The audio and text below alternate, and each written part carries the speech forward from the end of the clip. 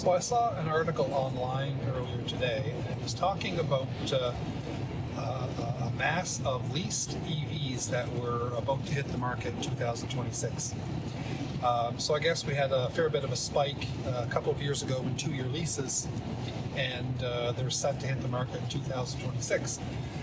The expectation was that effectively we're going to get a lot of cars on the market, and supply and demand is going to kick in, and we're going to have a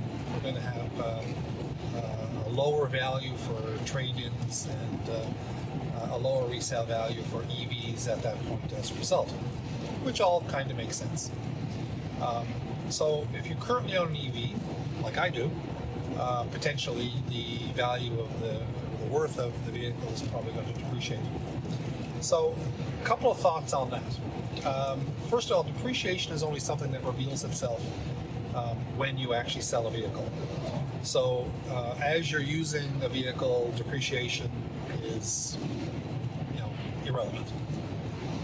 Now, that's not to say that depreciation isn't a factor in a lot of people's decision about how to purchase or finance or obtain a new vehicle.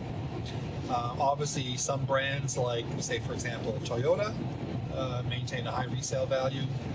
Toyota, Honda typically have a perceived higher quality, at least in the past. These days, they've had some problems. But the resale value of the vehicles has maintained itself.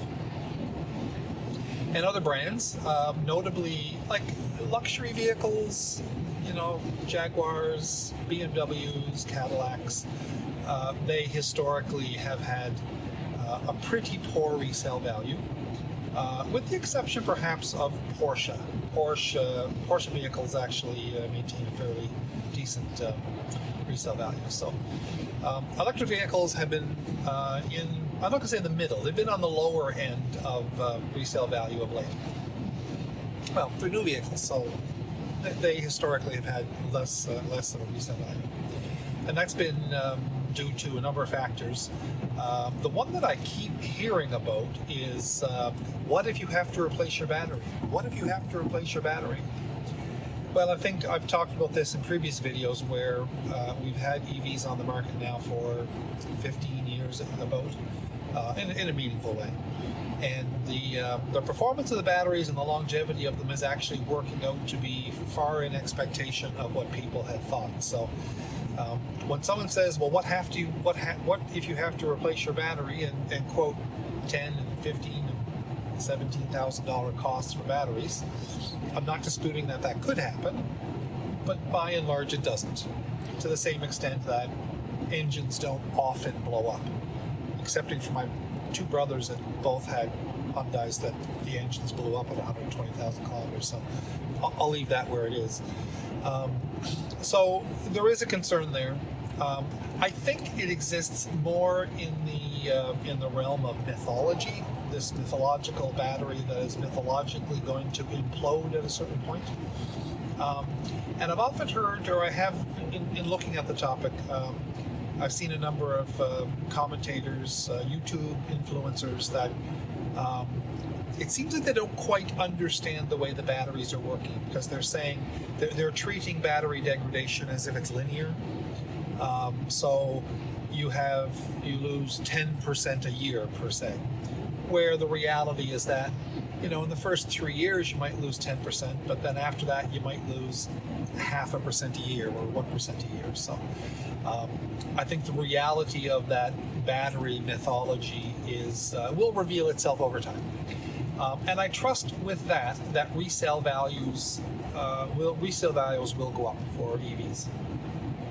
And perhaps in the future, now here's the thing, we don't know what the future will bring. So we hear influencers and commentators talk about the future as if it's something that they have, a specific insight into, but they're just guessing, right? I'm just guessing, they're just guessing, let's be honest here. So it is entirely possible that the truth may reveal itself, that these batteries actually last a lot longer than people have been talking about, and that in the future EVs may see their resale value climb.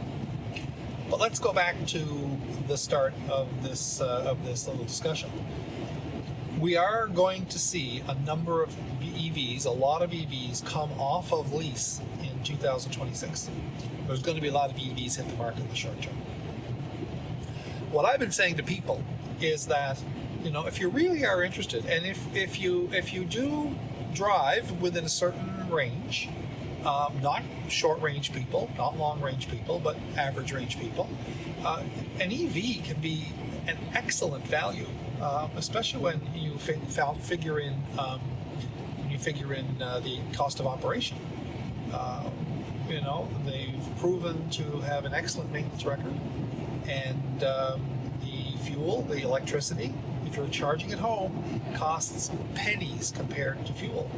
So there are people out there that may be poised to take advantage of what in the short term is going to likely be a glut of EVs on the market with mid to low mileage that are available for an excellent price, and may actually prove to be the entry point for a whole generation of new EV drivers.